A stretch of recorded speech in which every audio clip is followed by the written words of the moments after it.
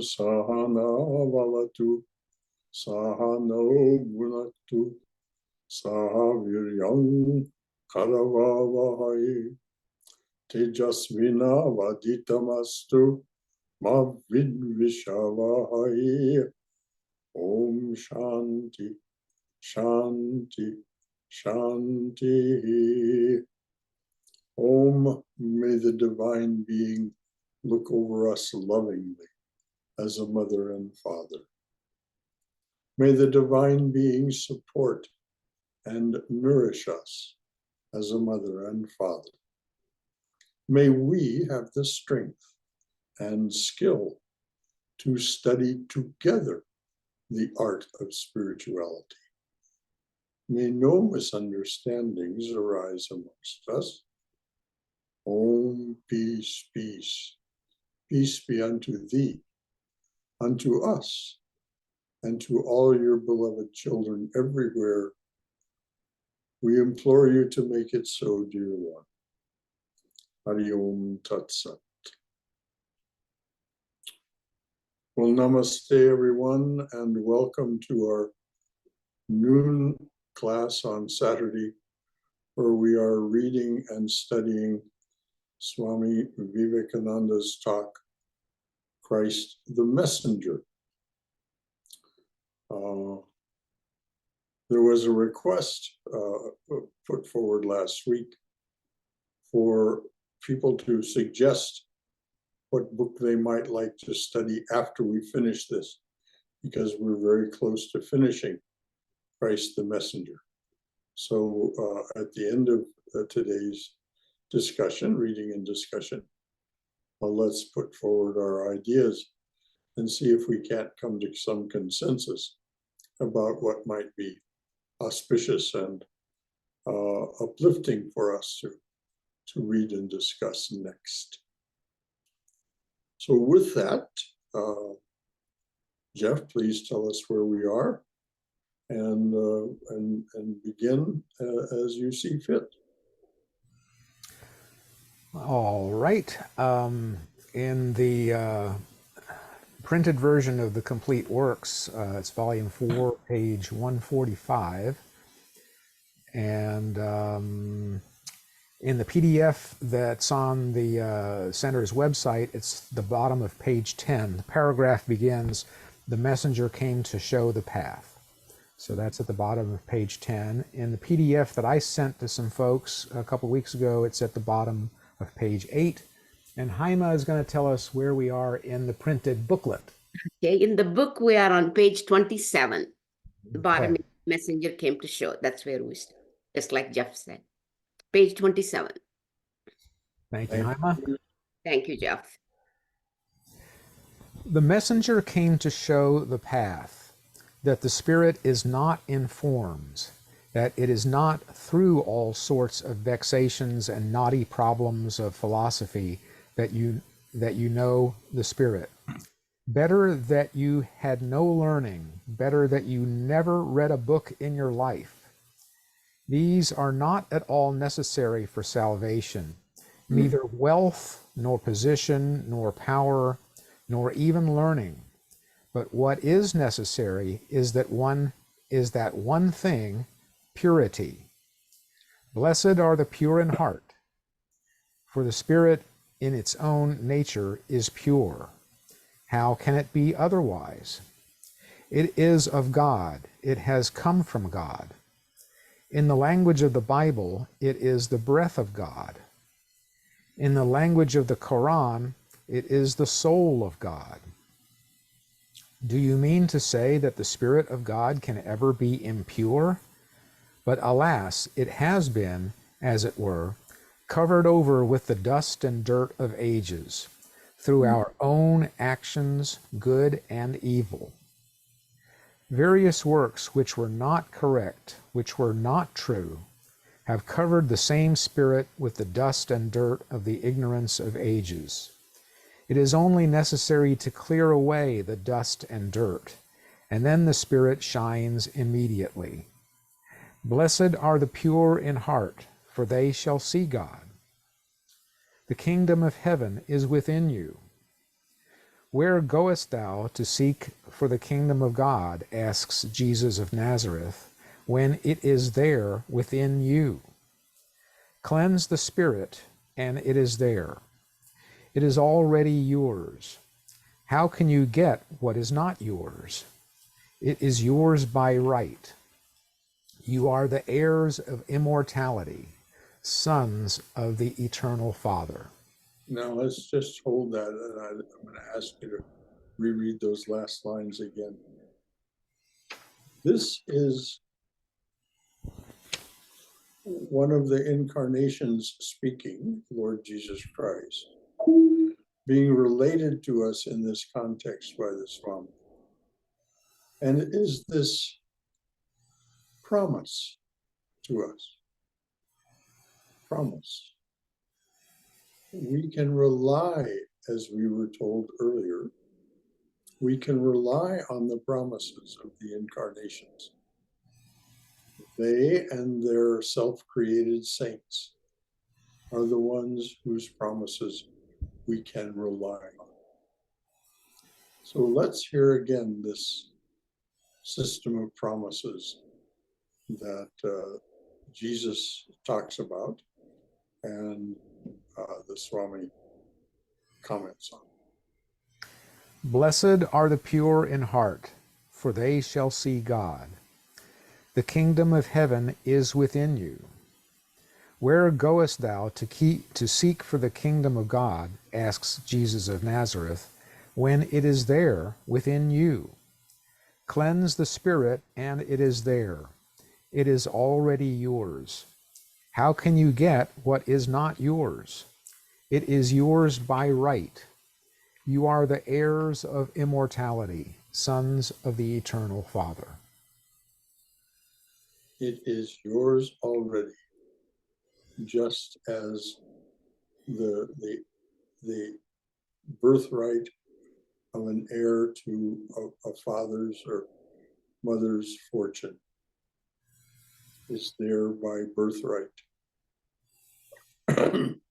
So we have only to clear away the dust and the dirt from this splendid reflection in the mirror of the heart and mind and heart and spirit. And we will know the truth, and the truth will make us free. Any other comments or concerns or questions before we move on? So good to get this firmly in our hearts.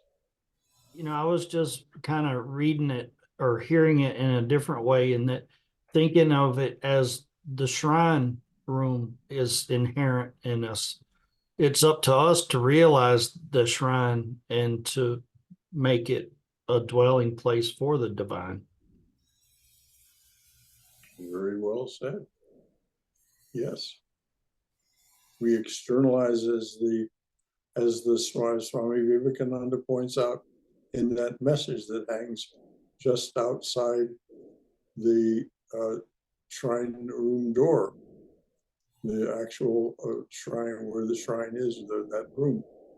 There's an explanation of why that place exists, and it is precisely what you just said.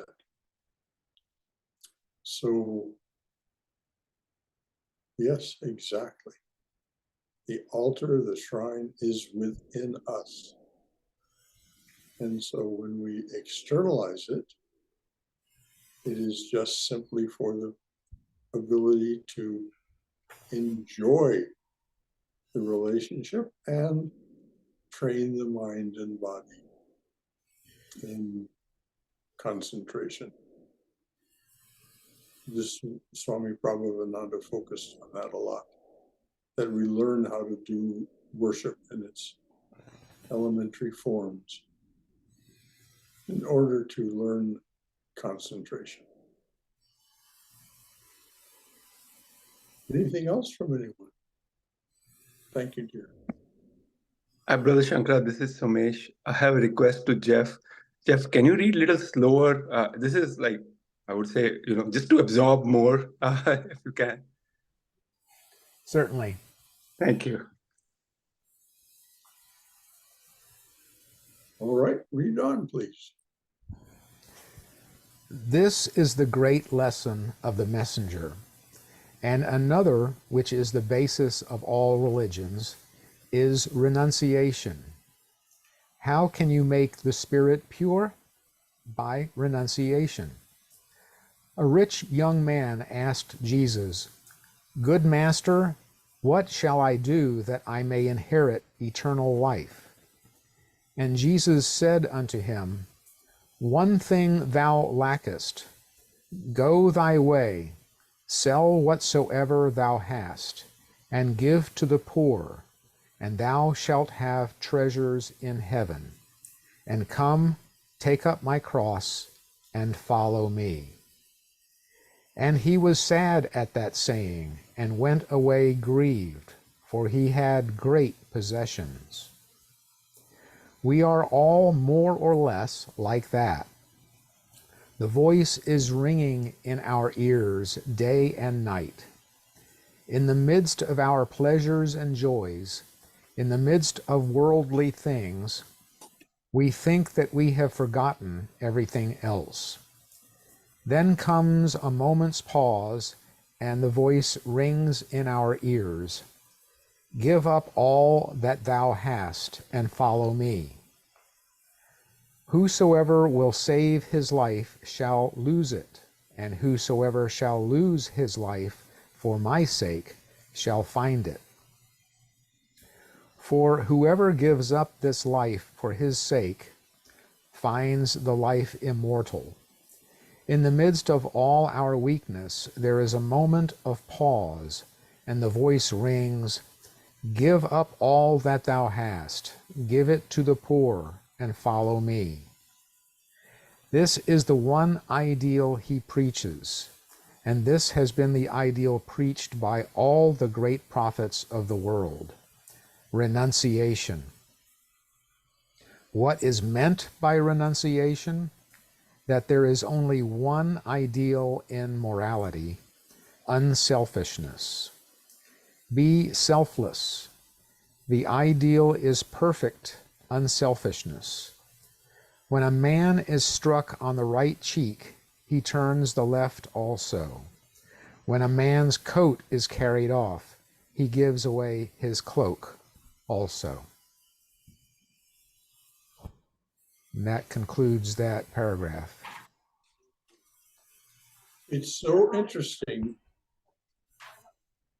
that there is in the Puranas the story of this thief who comes and steals some pots and pans from a man. And he's running away. And the man runs after him, and he's holding in his hands more pots and pans. And he says, "Oh, you forgot these. Don't forget these. Take these too." So, if you're asked for your coat, you give your cloak also. These are not metaphors. They are, of course, metaphors, but they're meant quite literally. Perfect unselfishness is the highest form of religion. Johnson.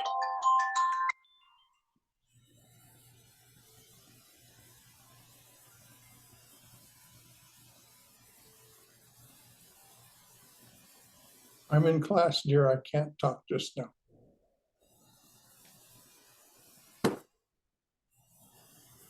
That was my sister. So otherwise I would have answered it. So that's the message we're receiving. And of course, we're not expected to manifest this immediately. The ideal is far beyond our ability to manifest it immediately, but it is not beyond our ability to manifest it. So, because it is our birthright, It is the truth of our being. So we clear away the dirt, the dross, that which obscures it. And this is the system of spiritual practice.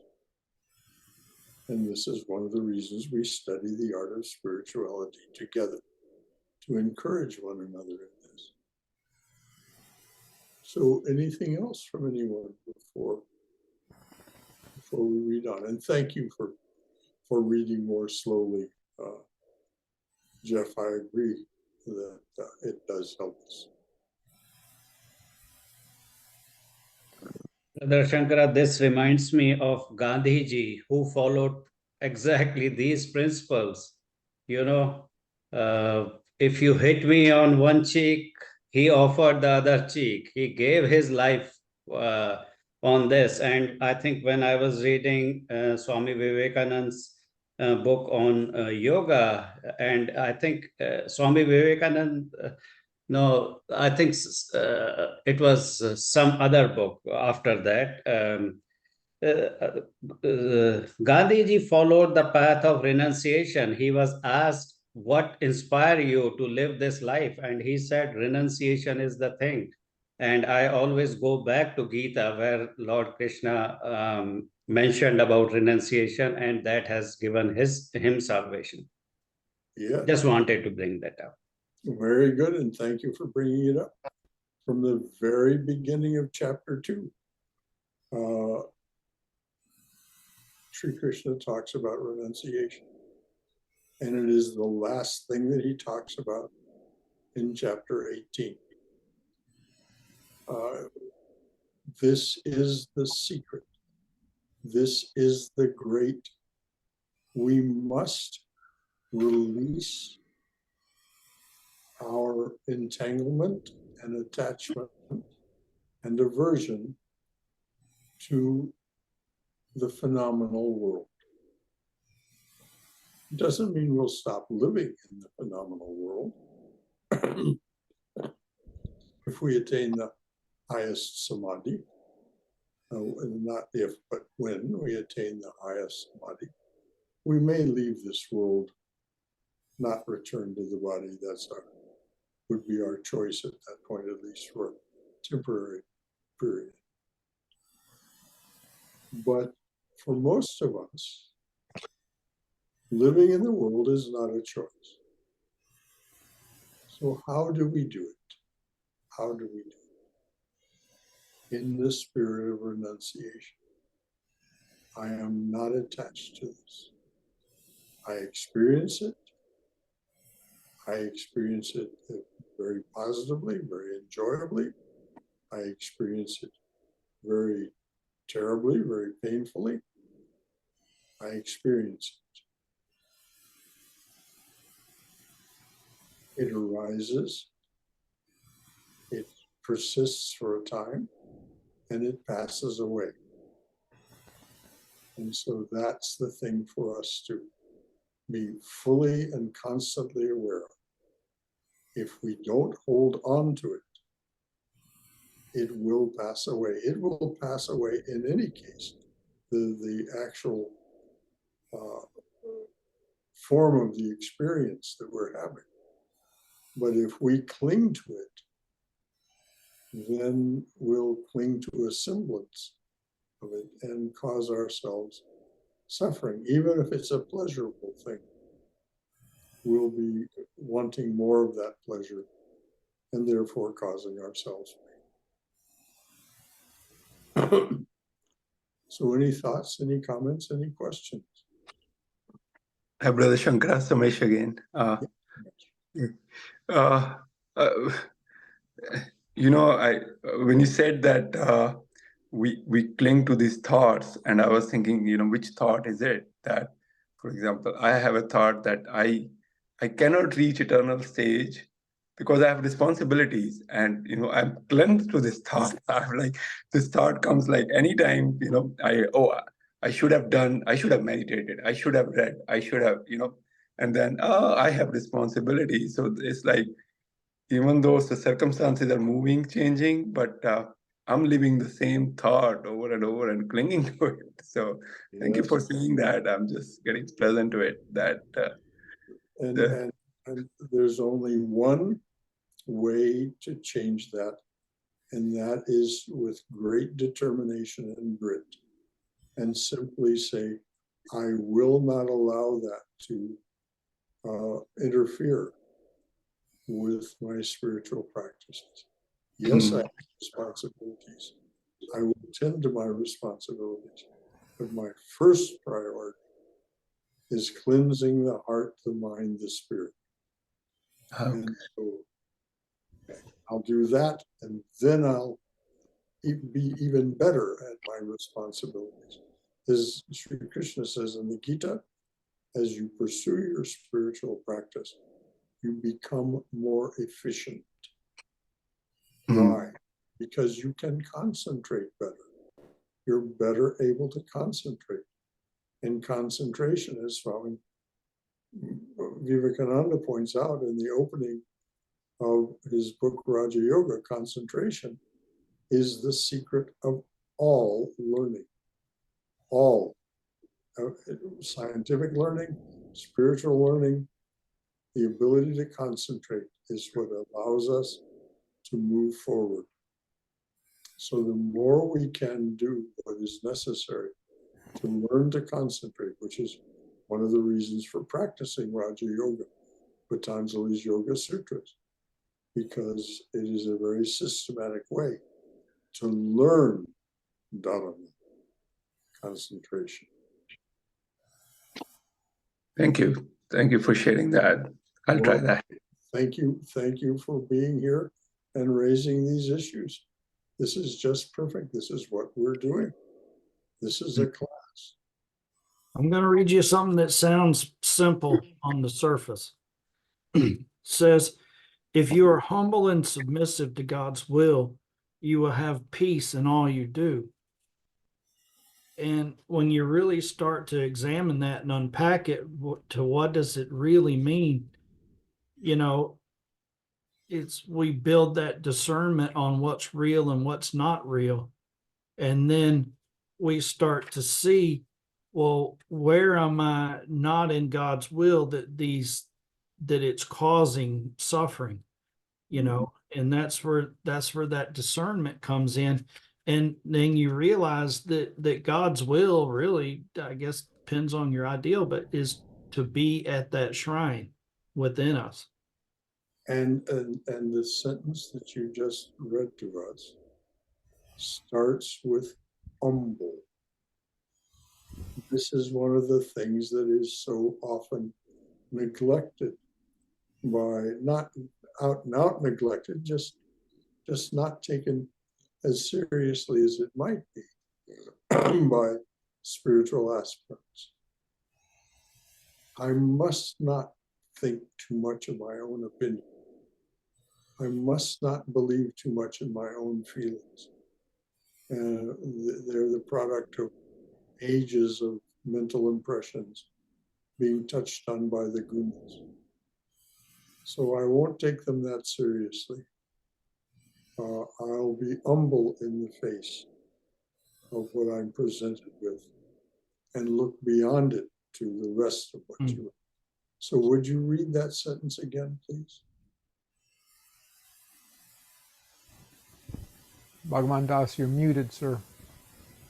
You're muted. Okay, sorry about that. I'm going to actually read something that came before it, and then we'll get back to it. It says, a pure and simple heart is not bogged down by a multitude of tasks because it does all for the honor of God.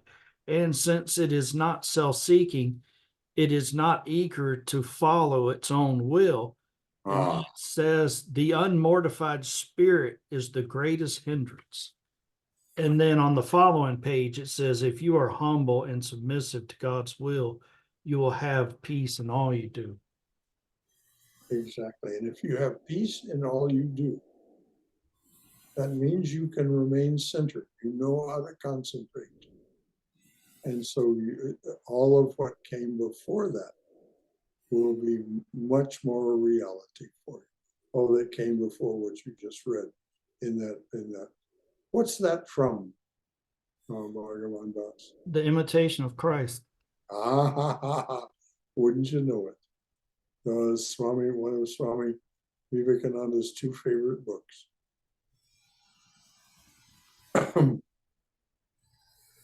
Thomas A. Kempis. So anything else from anyone before we read on? All right, Jeff, please read on. We should work in the best way we can without dragging the ideal down. Here is the ideal. When a man has no more self in him, no possession, nothing to call me or mine, has given himself up entirely, destroyed himself, as it were, in that man is God himself, for in him self-will is gone, crushed out, annihilated. That is the ideal man. We cannot reach that state yet. Yet let us worship the ideal and slowly struggle to reach the ideal, though maybe with faltering steps. It may be tomorrow, or it may be 1,000 years hence, but that ideal has to be reached. For it is not only the end, but also the means. To be unselfish, perfectly selfless, is salvation itself. For the man within dies, and God alone remains. What beautiful words. The man dies and God alone remains. Die before you die, as it says in the Quran. Die before you die. And when we do, this death is perfect renunciation. I am present to all of this, but it is not me. It is part of the phenomenological universe that goes on within me and without me. Those beautiful lines from the Beatles. Within you, without you. So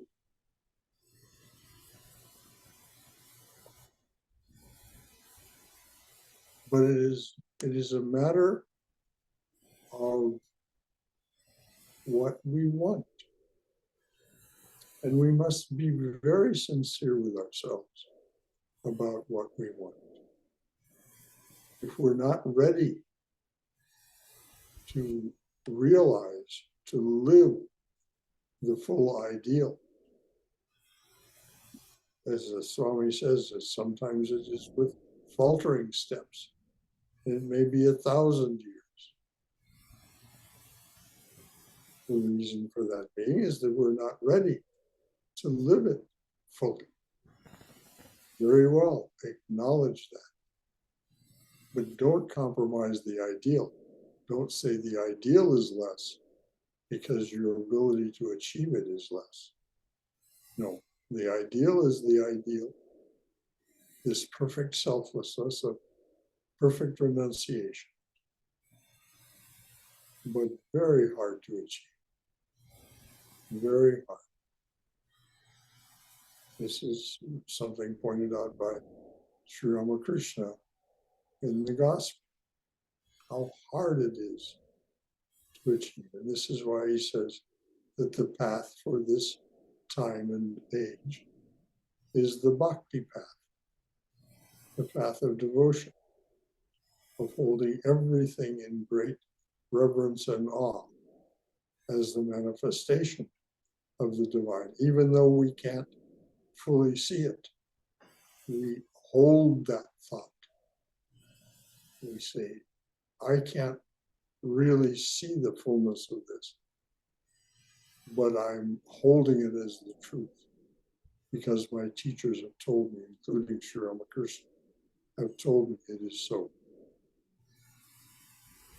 And so slowly and slowly, that provisional faith, that tentative belief, through practice, becomes firmer and firmer and more expansive until it really does take over your waking awareness. And you live in that bhakti spirit of reverence and awe toward the divine, which is what Sri Ramakrishna says is the most auspicious attitude to live in this end of the Kali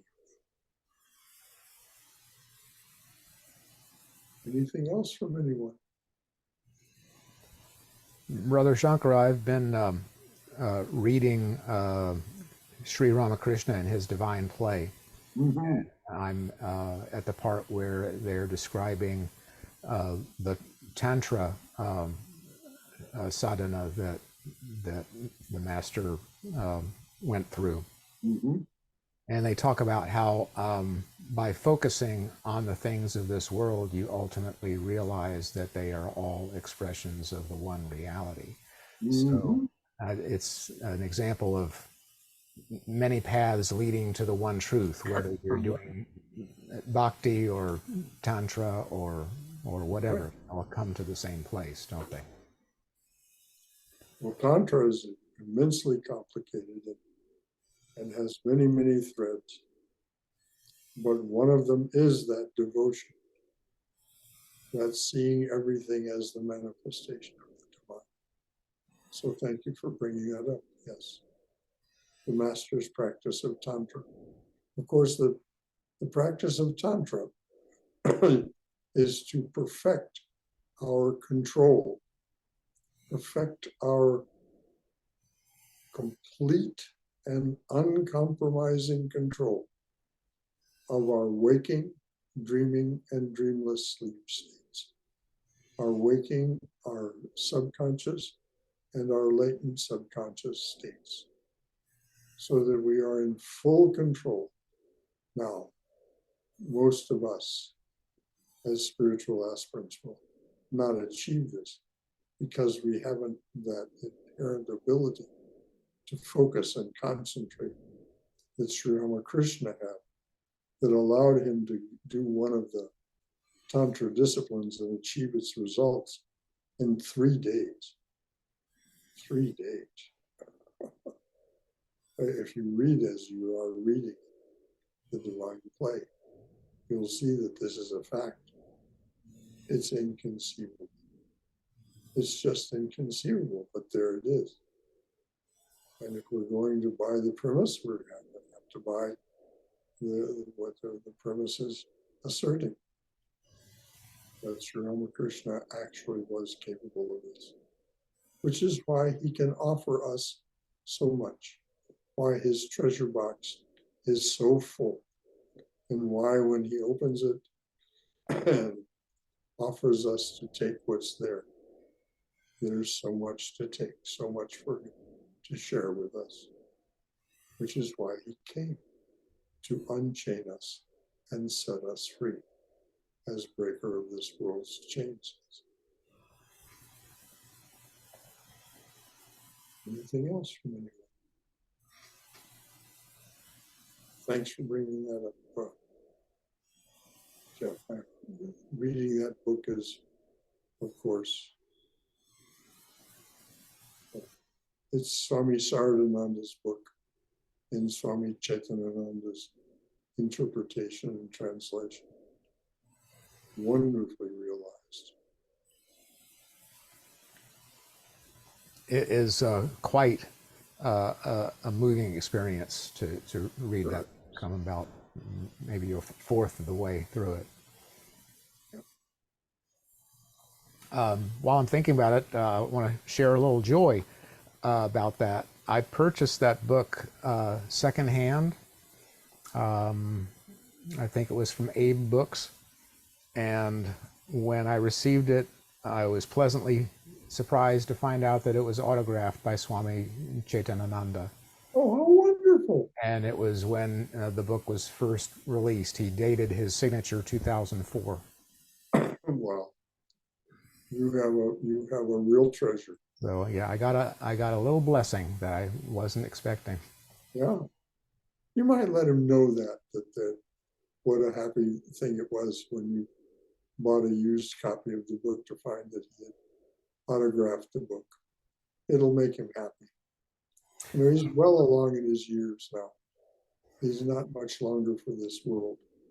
So any of these little things, these little evidences of the contribution he's made, the monks that live with him tell me that they delight him. It isn't that they're important in any inherent sense, but they're just a delight, a treat. So if you just let him know, I think that would be sweet. That's a great idea. I will do that. He is very dear, by the way. I've known him since 1973. Swami Vivekananda is dear right down to every fiber of his being. He has spent his life gathering information, correlating it, formulating it, and publishing it as books.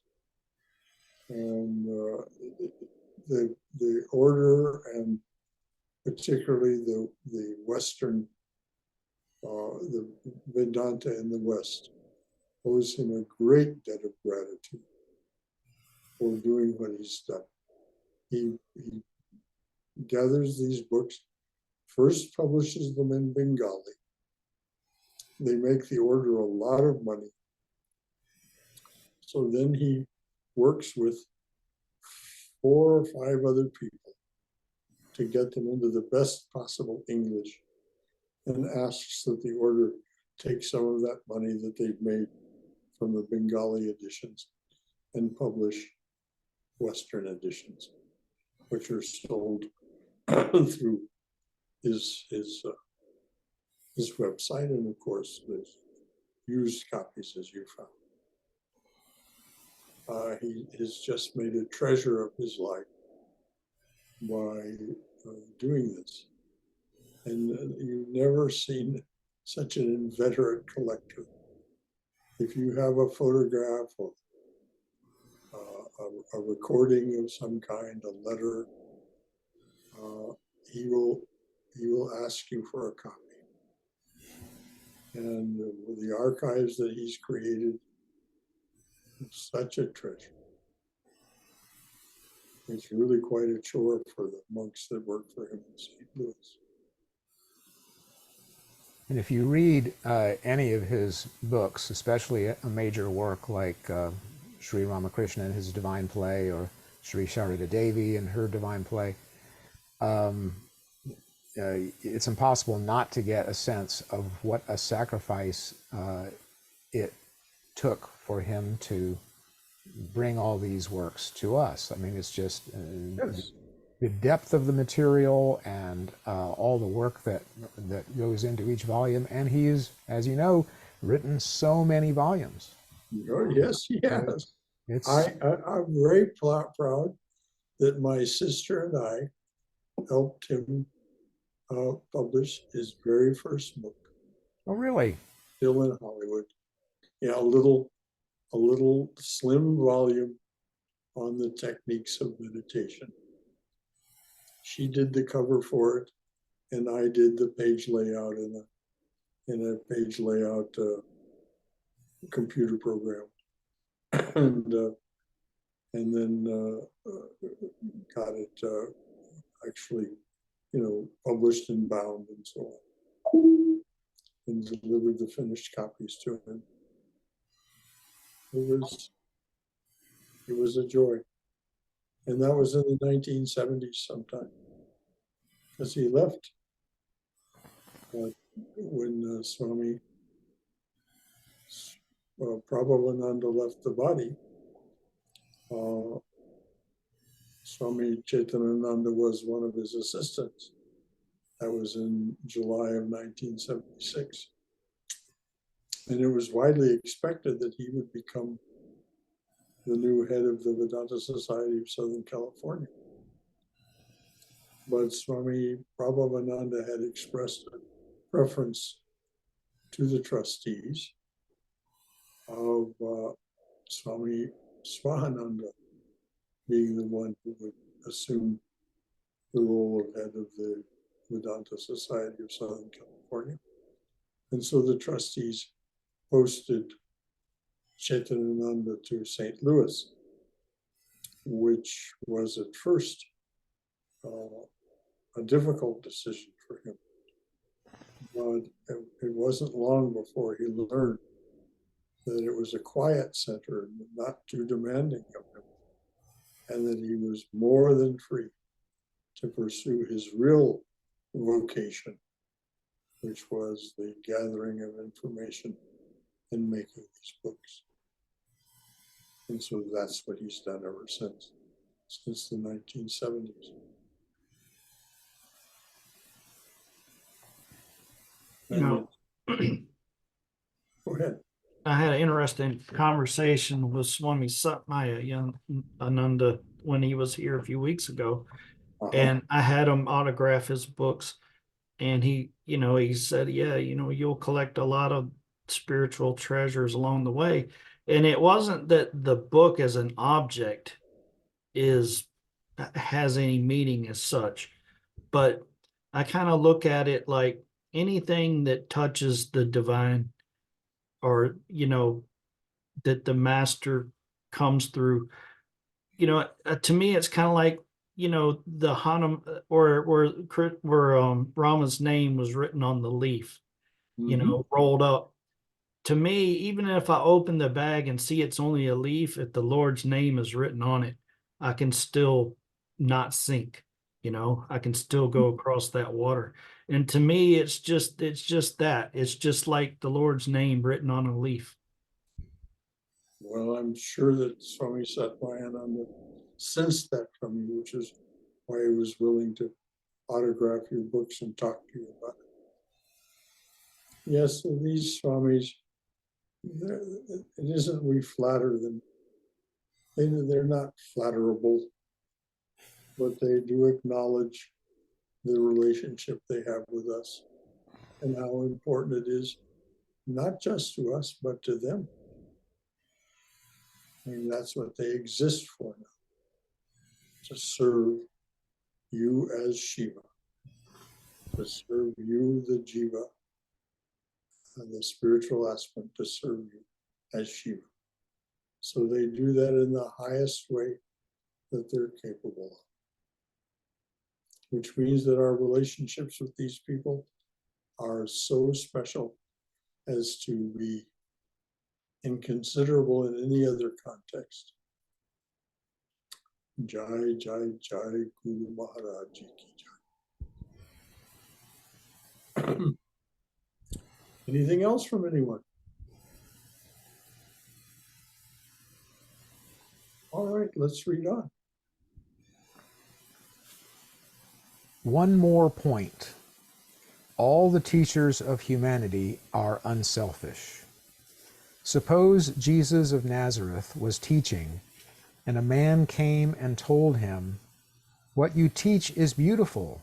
I believe that it is the way to perfection, and I am ready to follow it.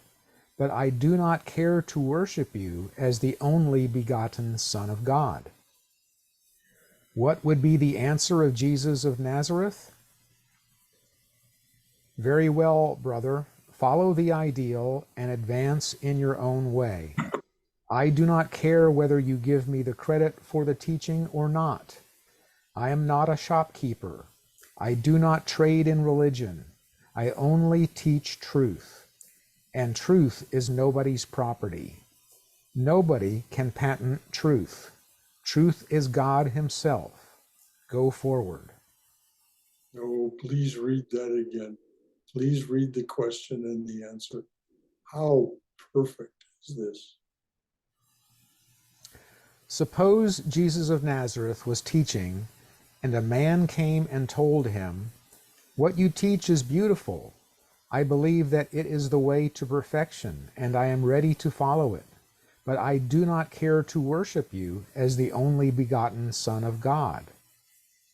What would be the answer of Jesus of Nazareth? Very well, brother.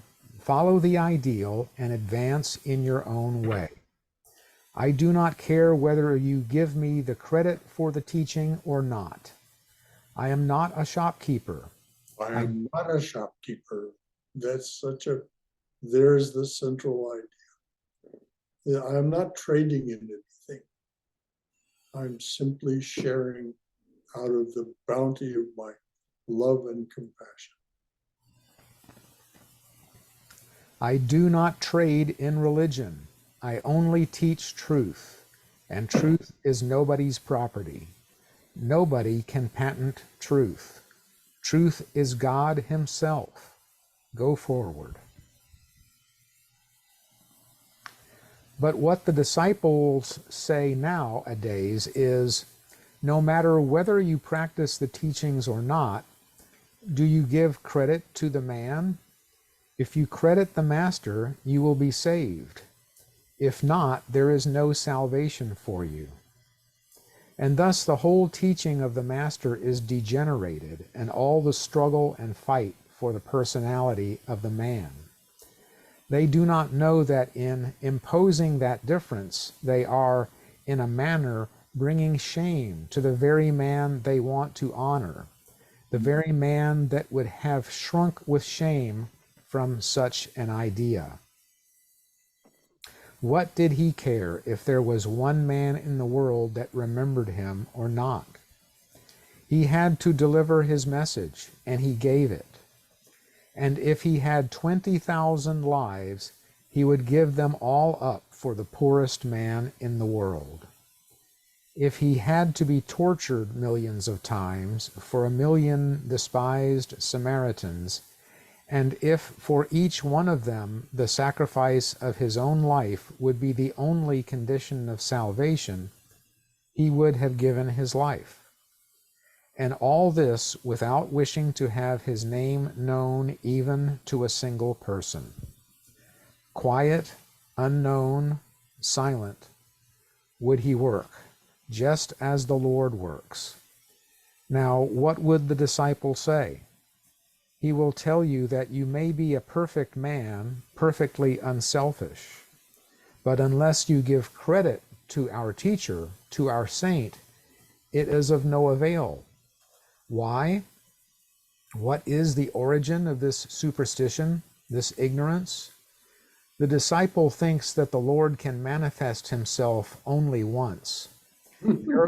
There lies the whole mistake.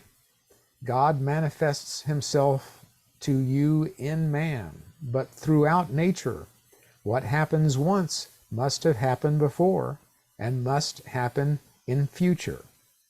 There is nothing in nature which is not bound by law, and that means that whatever happens once must go on and must have been going on. Very interesting stuff. Mm-hmm. And it is this is the findings of natural science as well. This is why the universe persists. If it didn't, if this tendency of things to keep going on and replicating themselves wasn't a phenomenon of nature, the universe wouldn't persist.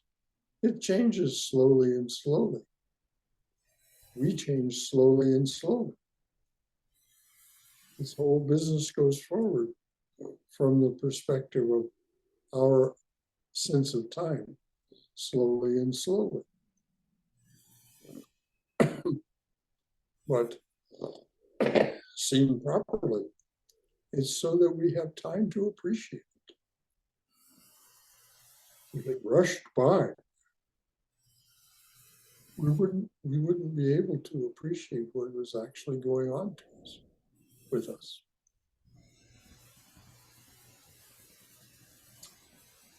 Anything else from anyone? It's like we're engaged in nitty-nitty, whether we know it or not.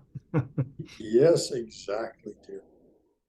Exactly, whether we know it or not. We have to be. Otherwise, as I forget which comedian it was who said it, but he says, you can't have everything. Where would you put it? You put it everywhere. Yeah, exactly. So, anything else from anyone? What time is it? How are we doing for time? Brother, we have 10 minutes, Oh, and we have about a page and a half to go. oh, good. Let's So- go ahead. So unless we have lots of discussion, or unless I read very slowly, we'll finish today. All right, very good, dear. In India, they have the same idea of the incarnations of God. One of their great incarnations, Krishna, whose grand sermon, the Bhagavad Gita, some of you might have read, says, "Though I am unborn of changeless nature, the Lord of beings, yet subjugating my prakriti, I come into being by my own Maya. Whenever virtue subsides and immortality prevails, then I body myself." Immorality. You said immortality. Oh, you're right. Yes. Thank you. Whenever virtue subsides and immorality prevails, then I body myself forth for the protection of the good, for the destruction of the wicked, and for the establishment of Dharma. I come into being in every age. Would you read that again, please? His promise, what it is that he does? Certainly. Though I am unborn of changeless nature and Lord of beings, yet subjugating my prakriti, I come into being by my own Maya. Whenever virtue subsides and immorality prevails, then I body myself forth for the protection of the good, for the destruction of the wicked, and for the establishment of Dharma. I come into being in every age. I body myself forth. I take form so that I can be among you, so that I can be actually with you. And they come. And it's said that they're always here, whether they make themselves known or not. Sri Ramakrishna said that he would return in 2086, that he would return as a Baul in the northwest part of India, the Gujarat part of India, that he would be reincarnated, but that he would not be known, that there would be no notice of his being among us again as an embodied being. He would just be part of a troop of wandering Bauls who are singers and singers and musicians. Very simple. They have no fixed abode. They play on very simple instruments, drum and one stringed instruments. It's really quite remarkable to hear them play. So he'll body himself forth again. Listen to how he says it takes place also. It's basically like he's saying, as soon as I think I am body, as soon as there is that duality in that the ignorance in I, that he takes form. Right. Yep. It is spontaneous. You're right. It isn't like it's just a natural aspect of the relationship between the divine and its creation. Whenever immorality prevails and virtue declines, spontaneously the divine bodies itself forth which, you know, that tells us that we're doing it to ourselves also. Mhm. That ignorance is what is manifesting us. Mhm. Very well said. All right, let's read on.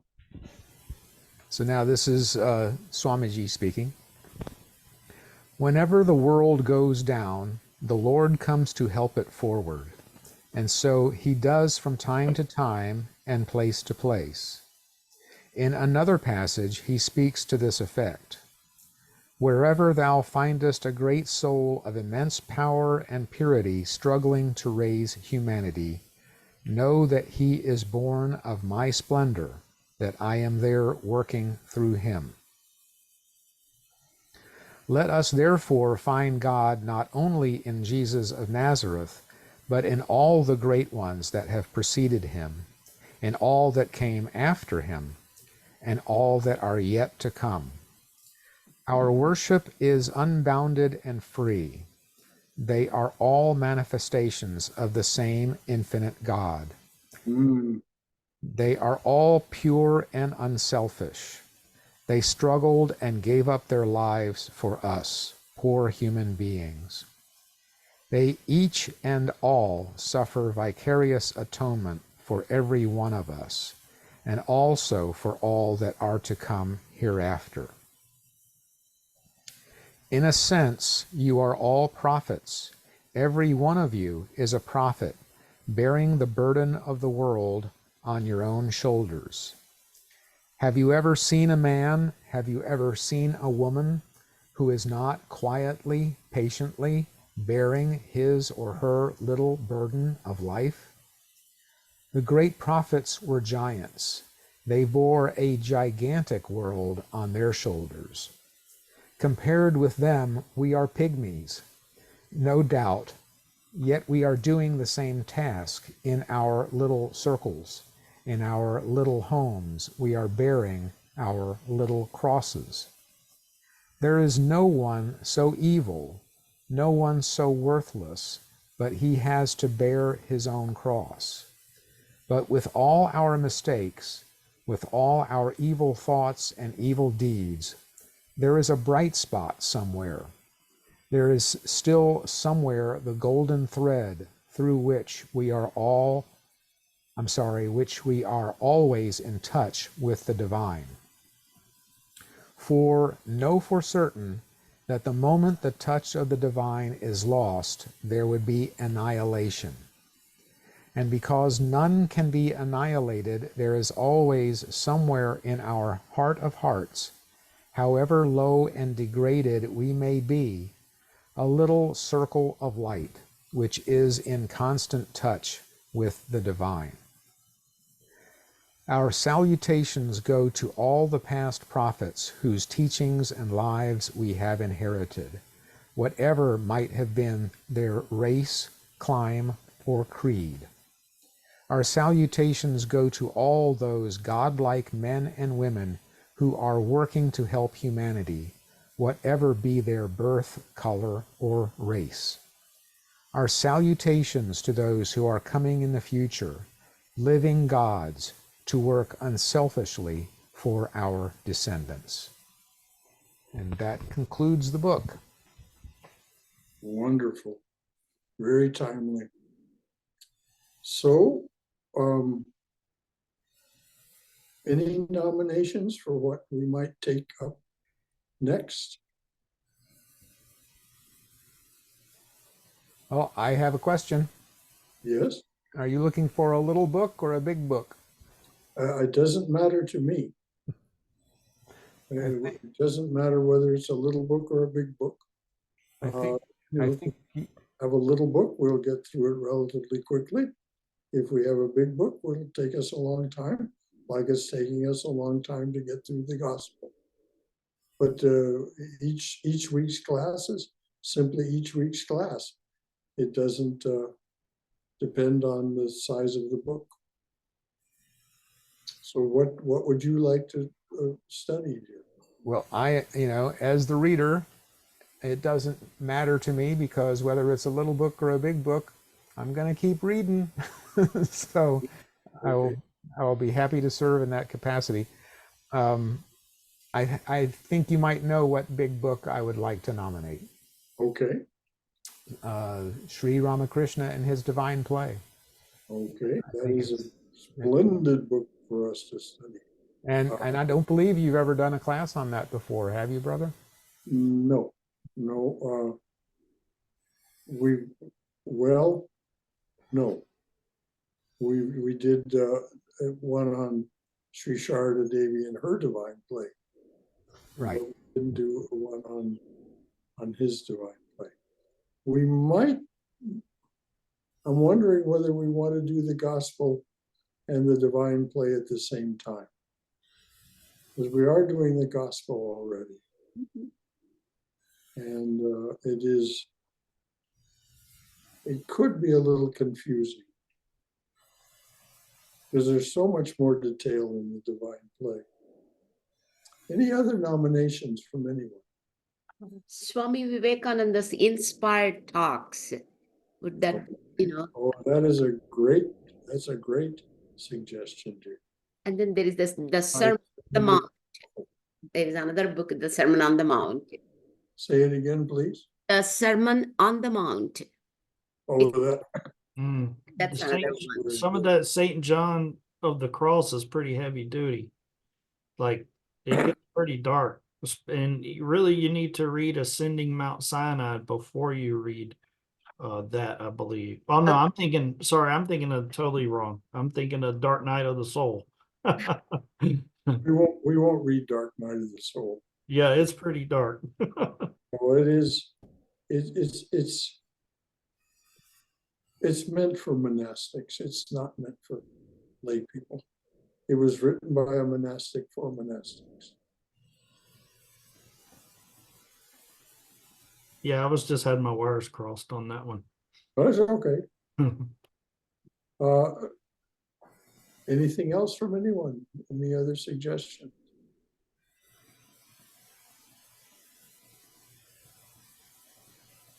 All right, well, I'm going to nominate Sermon on the Mount according to Vedanta.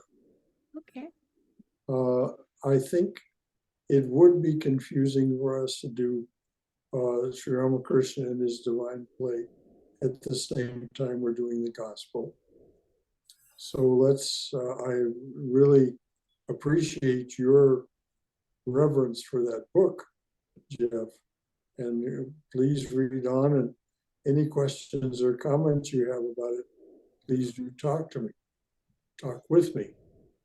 But let's go ahead next week with Sermon on the Mount according to Vedanta. So if you could get a copy of that, if you don't already have it, Jeff, could get a copy of that. I already have it. Good. All right. Well, then there are different versions of it, so we might have page number issues, but hey, we always do, right? Well, that's the thing about having different editions of the book. But I don't think the substance of the book has changed. Oh, There no. might be little editorial changes here and there, but I don't think there's anything significant. Otherwise, there would be a notification on the cover, a revised edition. But I don't recall seeing that. So then next week, Sermon on the Mount according to Vedanta will be our Saturday noon class. And I'll let Cindy know that. Wonderful. All right. Anything else from anyone? Well, as always, dear, it was so good to be with you. What a way to spend noon on Saturday in this little sangha, this congregation pursuing the study of the art of spirituality. May we study together the art of spirituality, which is what we do. And it is enriching, uplifting, and encouraging. And as such, it is delightful to be with you. So Jai Shri Guru Maharaj Ji Ki Jai. Durga, Durga, Durga. May we be safe. May we be healthy. May we be cheerful. May we have peace of mind.